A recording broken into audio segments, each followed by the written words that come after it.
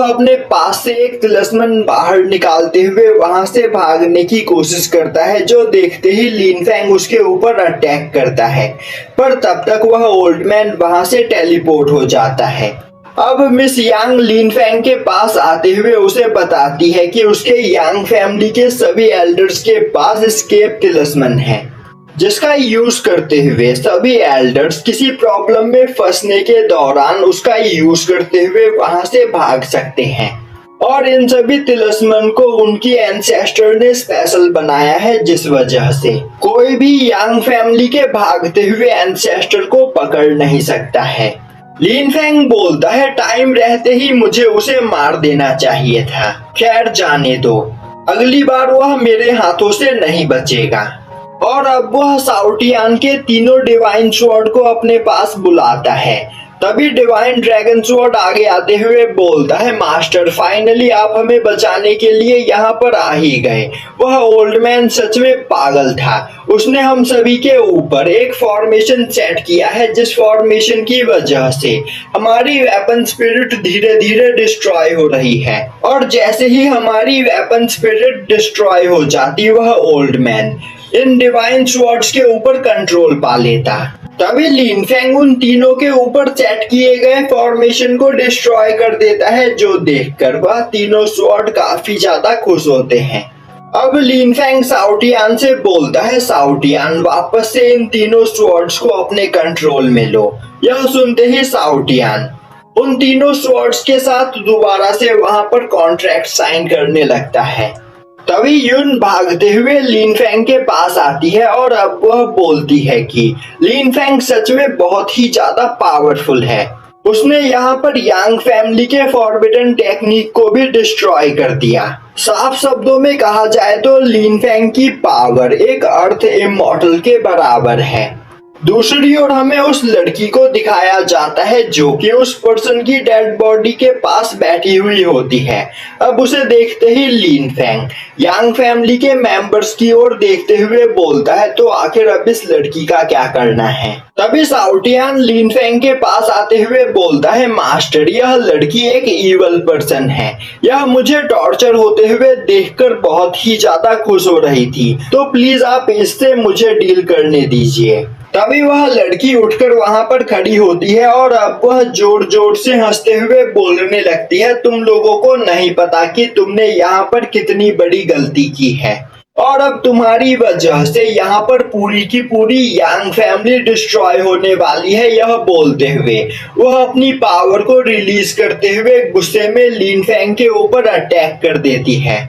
तभी साउटियान अपने एक डिवाइन स्वॉर्ड से अटैक करते हुए उस लड़की को मार देता है और अब वह बोलता है, इस लड़की की मानसिक स्थिति सच में काफी ज्यादा खराब थी, तो मैंने इसे यहाँ पर इसकी मिजरेबल लाइफ से मुक्ति दे दी। अब यह सब देखकर वहां पर खड़े यांग फैमिली के दोनों ग्रेट एल्डर काफी ज्यादा डर चुके होते हैं। तभी साउटियान आगे बढ़ते हुए बोलता है, तुम दोनों का यह चेहरा देखकर मुझे सच में बहुत ही ज्यादा मजा आ रहा है, तो फिर क्यों ना मैं तुम दोनों को भी यहाँ पर तुम्हारी मिजरेबल लाइफ से मुक्ति दे दूं। यह सुनते ही वह दोनों ग्रेट एल्डर काफी ज्यादा डर जाते हैं और अब वह साउटियान के सामने हाथ जोड़ते हुए बोलते हैं, वह यहाँ पर किसी को भी परेशान करना नहीं चाहते थे। वह सच में एंसेस्टर सुजू को देखने के लिए आए थे, तो उन्होंने यहाँ पर कुछ भी गलत नहीं किया और उन दोनों का उस ओल्ड मैन यांग जिचैंग के साथ कुछ भी लेना देना नहीं है। तभी एंसेस्टर सुजू अपने कमरे से निकलकर बाहर आते हुए बोलती है, यांग जिचैंग के इंटेंशन यहाँ पर साफ थे। वह मुझे मारकर हमारे यांग फैमिली के ऊपर कब्जा करना चाहता था और तुम दोनों इतने बड़े बेवकूफ तो हो नहीं कि तुम्हें उसके इस इंटेंशन के बारे में कुछ भी ना पता हो। तो मैं अभी ही यांग जिचैंग को यांग फैमिली के एल्डर के पोजीशन से हटाती हूँ और यह तुम दोनों की यहाँ पर पहली गलती थी, इसीलिए मैंने तुम्हें माफ किया, तो अब तुम दोनों यहाँ से जा सकते हो। अब यह सुनते ही वह दोनों ग्रेट एल्डर वहां पर चैन की सांस लेते हैं, जिसके बाद वह दोनों वहां से भाग जाते हैं। तभी वह लेडी गार्ड आगे बढ़ते हुए बोलती है, एंसेस्टर तो अब यहाँ पर आपकी इंजरी कैसी है। सुजू बोलती है लिन फैंग की वजह से अब यहाँ पर मेरी बॉडी पहले से ज्यादा हील हो चुकी है। साथ ही साथ लिन फैंग ने उस डीमन की पावर को रिफाइन करके उसे भी बहुत ही ज्यादा कमजोर कर दिया है। यह बोलते हुए वह लिन फैंग को वहां पर थैंक्स करते हुए बोलने लगती है लिन फैंग ने आज यहाँ पर उसकी मदद करके उसके ऊपर बहुत बड़ा उपकार किया है, तो फ्यूचर में वह भी लिन फैंग की जरूरत पड़ने पर मदद जरूर करेगी। तभी शाओटियान हंसते हुए बोलता है एंसेस्टर सुजू, मेरे मास्टर ने आपके लिए यहाँ पर इतना कुछ किया, तो फिर क्यों ना आप हमें थैंक्स करते हुए अपने फैमिली में मौजूद सबसे पावरफुल वेपन गिफ्ट कर दो। इससे मैं और मेरे मास्टर काफी ज्यादा खुश होंगे। यह सुनते ही लिन फैंग शाओटियान को मारते हुए चुप कर आता है और अब वह एंसेस्टर सुजू से बोलता है एंसेस्टर, शाओटियान को यहाँ पर मजाक करने की आदत है, तो प्लीज इसकी बात को सीरियस मत लीजिएगा। तभी एंसेस्टर सुजू बोलती है नहीं लिन फैंग, तुमने यहाँ पर हमारी बहुत ही ज्यादा मदद की है और अगर आज तुम यहाँ पर नहीं होते तो यांग जिचैंग मुझे मारकर मेरे यांग फैमिली के ऊपर कंट्रोल पा चुका होता। इसीलिए मैं तुम्हें कोई गिफ्ट देना चाहती हूँ, पर मेरे यांग फैमिली के पास कोई भी पावरफुल वेपन नहीं, पर हमारे पास एक काफी खतरनाक फॉरबिडन एरिया है, जिस फॉरबिडन एरिया में तुम्हें गॉड लेवल टेक्निक्स और वेपन्स मिल सकते हैं। साथ ही साथ वहां पर पहुंचकर तुम इमॉर्टल कल्टीवेशन की भी शुरुआत कर सकते हो। और अब वो अपने पास से निकालकर एक टोकन मिस यांग को देते हुए बोलती है यांग, मैं चाहती हूँ कि तुम हमारे ट्रेजर हाउस में जाकर लिन फैंग को इमॉर्टल कल्टीवेशन की टेक्निक दो, क्योंकि फॉरबिडन एरिया में इमॉर्टल कल्टीवेशन करके ही अपनी पावर को बढ़ाया जा सकता है। और तुम खुद लिन फैंग को फेरी पाउंड तक छोड़कर आना, जिससे यह वहां पर ट्रेनिंग करके अपनी पावर को बढ़ा सके। अब यह सुनकर लिन फैंग एंसेस्टर सुजू को थैंक्स करता है। तभी एंसेस्टर सुजू बोलती है यहाँ पर बस तुम्हारे पास 7 दिन का टाइम है, तुम बस 7 दिन तक ही फॉरबिडन एरिया में रह सकते हो और 7 दिनों से पहले ही तुम्हें फॉरबिडन एरिया से बाहर आना होगा, तो जाओ और वहां पर जाकर अपनी पावर को बढ़ाओ। अब यह सुनते ही मिस यांग और युन लिन फैंग और शाओटियान को अपने साथ लेकर ट्रेजर हाउस की ओर जाने लगते हैं। अब उन सभी के वहां से जाने के बाद वह लेडी गार्ड बोलती है जैसा कि हमारी यांग फैमिली की भविष्यवाणी में लिखा था, एक आउटसाइडर दूसरी दुनिया से आकर हमारी मदद करेगा। तो क्या लिन फैंग ही वही आउटसाइडर है? और क्या इसीलिए आपने उसकी पावर को बढ़ाने के लिए उसे फॉरबिडन एरिया में भेजा है? एंसेस्टर सुजू बोलती है यहाँ पर अब तक वह सब कुछ हुआ जो उस भविष्यवाणी में लिखा हुआ था।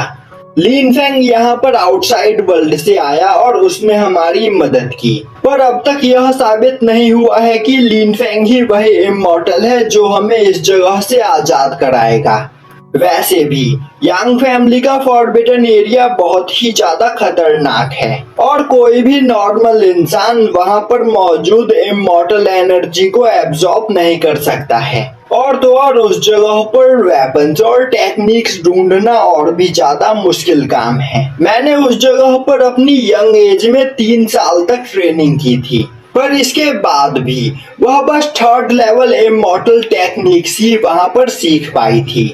पर यहाँ पर लिन फैंग के पास बस 7 दिन का ही टाइम है, तो वह देखना चाहती है कि लिन फैंग यहाँ पर बस 7 दिन के अंदर ही कितने लेवल्स की इमॉर्टल टेक्निक सीख सकता है। और यह एक तरह से उसका टेस्ट है, जिससे यह साबित हो जाएगा कि लिन फैंग ही वही इमॉर्टल है जो उनकी मदद करेगा या फिर नहीं। और अगर लिन फैंग ही वही इमॉर्टल है जो डार्क क्लैन के लोगों से उनकी फाइट करने में मदद करने वाला है, तो फाइनली टाइम आ गया है यांग फैमिली के यहाँ से आजाद होने का। तो अब सब कुछ लिन फैंग के ऊपर ही डिपेंड करता है। तभी वह लेडी गार्ड आगे बढ़ते हुए बोलती है, पर एंसेस्टर लिन फैंग की कल्टीवेशन अभी बहुत ही ज्यादा कम है, पर इसके बावजूद उसकी पावर एक अर्थ लेवल इमॉर्टल के बराबर है। तो क्या आपको सच में लगता है कि इतना ज्यादा पावरफुल होने के बावजूद वह हमारी यांग फैमिली को ज्वाइन करके हमारी मदद करेगा। तभी एंसेस्टर सुजू बोलती है, अगर लिन फैंग हमारी यांग फैमिली को ज्वाइन करने के लिए तैयार नहीं होता है तो हमें दोबारा से कई सालों तक अपने उस मसीहा के यहाँ पर आने का इंतजार करना होगा जो हमें यहाँ से आजादी दिलाएगा। अब दिखाया जाता है कि मिस यांग और युन लिन फैंग को अपने साथ लेकर अपने यांग फैमिली के ट्रेजर हाउस में आई हुई होती है और अब मिस यांग आगे बढ़ते हुए एक जगह से इमॉर्टल कल्टीवेशन की टेक्निक निकालकर लिन फैंग को देती है और अब वह उसे बताती है कि लिन फैंग अभी यांग फैमिली के फॉरबिडन एरिया में जाने वाला है, जहां पर वह इसी कल्टीवेशन का यूज करते हुए अपनी पावर को बढ़ा पाएगा। यह सुनते ही लिन फैंग उस इमॉर्टल कल्टीवेशन टेक्निक को वहां पर सीख लेता है। अब मिस यांग बोलती है, तो लिन फैंग क्या तुम्हें यहाँ पर कोई और मदद चाहिए? लिन फैंग बोलता है, हाँ मैं चाहता हूँ कि तुम मुझे यहाँ पर वह तिलिस्मन दो जिसका यूज करते हुए यांग फैमिली के सभी एल्डर्स टेलीपोर्ट होकर अपनी जान बचाकर भागते हैं। अब मिस यांग कई सारे तिलिस्मन निकालकर लिन फैंग को देती है और अब वह बोलती है कि इन तिलिस्मन का यूज करते हुए अभी के टाइम पर तुम 10 माइल तक टेलीपोर्ट हो सकते हो, पर अगर तुम 100 माइल की दूरी तक टेलीपोर्ट होना चाहते हो तब तुम्हें अर्थ इमॉर्टल रैलम पर पहुंचना होगा। यह सुनते ही लिन फैंग बोलता है, तो क्या इन तिलिस्मन के ऊपर इमॉर्टल कल्टीवेशन की कोई लिमिट सेट है? तभी युन आगे आते हुए बोलती है, तुमने बिल्कुल सही कहा, तुम्हारी इमॉर्टल कल्टीवेशन जितनी ज्यादा स्ट्रॉन्ग होगी इन तिलिस्मन का यूज करते हुए तुम उतनी ही ज्यादा दूरी तक टेलीपोर्ट कर पाओगे। तभी मिस यांग बोलती है, लिन फैंग तुमने यहाँ पर हमारी कई बार मदद की और तुम्हारी ही वजह से अब तक हम सभी लोग यहाँ पर जिंदा हैं, तो मुझे तुम पर पूरा यकीन है। उस फॉरबिडन एरिया में जाकर तुम अपनी पावर को और भी ज्यादा बढ़ा सकते हो। तभी युन आगे बढ़ते हुए बोलती है, सिस्टर लिन फैंग ने हमारी यहाँ पर इतनी ज्यादा मदद की, तो क्या आप लिन फैंग को कोई गिफ्ट देना नहीं चाहती हो? जिस तरह एंसेस्टर ने लिन फैंग को गिफ्ट दिया उसी तरह आपको भी लिन फैंग को गिफ्ट देना चाहिए। तभी साउटियान बाहर आते हुए बोलता है, मिस यांग वैसे आप बहुत ही ज्यादा खूबसूरत हो और अगर आप यहाँ पर मेरे मास्टर को कोई गिफ्ट देना चाहते हो तो फिर क्यों ना आप यहाँ पर मेरे मास्टर से शादी कर लो। वैसे अब तक मेरे मास्टर की यहाँ पर शादी नहीं हुई है। यह सुनते ही लिन फैंग वहां पर साउटियान को चुप करा देता है, पर युन को यह आइडिया बहुत ही ज्यादा पसंद आता है और अब वह वहां पर लिन फैंग और मिस यांग की शादी की बात करने लगती है। तभी लिन फैंग बोलता है, साउटियान ऐसे ही बकवास करता रहता है। वहीं पर खड़ी मिस यांग यह सब कुछ सुनकर शर्मा रही होती है। तभी साउटियान युन के पास आते हुए बोलता है, युन वैसे तुम भी बहुत ही ज्यादा खूबसूरत हो और अगर तुम्हारी सिस्टर मिस यांग मेरे मास्टर से शादी नहीं करना चाहती है तो फिर क्यों ना तुम मेरे मास्टर से शादी कर लो, या फिर अगर तुम दोनों चाहो तो एक साथ मेरे मास्टर से शादी कर सकते हो। अब यह आइडिया युन को बहुत ही ज्यादा पसंद आता है और अब वह लिन फैंग से वहां पर एक साथ उन दोनों से शादी करने के लिए बोलने लगती है। तभी मिस यांग युन के पास आते हुए बोलती है, अभी हम यहाँ पर एक काफी इम्पोर्टेंट काम करने के लिए आए हैं, तो अभी हम इस बारे में बात नहीं कर सकते हैं। जिसके बाद मिस यांग लिन फैंग को लेकर अपने साथ फॉरबिडन एरिया के इमॉर्टल लेक के पास आती है। अब उस इमॉर्टल लेक को देखते ही साउटियान काफी ज्यादा एक्साइटेड हो जाता है, क्योंकि उस पूरे इमॉर्टल लेक में 5 कलर फेरी लोटस लगे हुए होते हैं, जिन्हें रिफाइन करने के बाद उनकी पावर काफी ज्यादा बढ़ जाएगी। और अब वह मिस यांग के पास आते हुए बोलता है, क्या मैं इन सभी लोटस को यहाँ पर रिफाइन कर सकता हूँ? मिस यांग बोलती है, हाँ 7 दिनों तक तुम यहाँ पर जो चाहे वह कर सकते हो। यह सुनते ही साउटियान काफी खुश होते हुए उन सभी लोटस को रिफाइन करने के लिए आगे बढ़ता है। तभी डिवाइन ड्रैगन स्वॉर्ड भी बाहर आते हुए बोलता है, मैं भी इन सभी लोटस को रिफाइन करना चाहता हूँ। अब साउटियान और डिवाइन ड्रैगन स्वॉर्ड वहां पर मौजूद सभी फेरी लोटस को धीरे धीरे रिफाइन करने लगते हैं।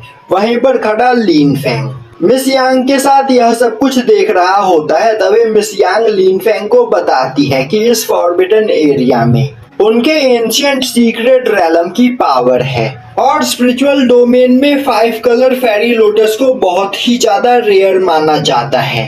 पर वह लोग जिस वर्ल्ड से यहाँ पर आए हैं उनके वर्ल्ड में यह 5 कलर स्पिरिचुअल लोटस बस कुछ मामूली से हर्ब है जिन्हें रिफाइन करके उन लोगों का कुछ खास लेवल अप नहीं होता है।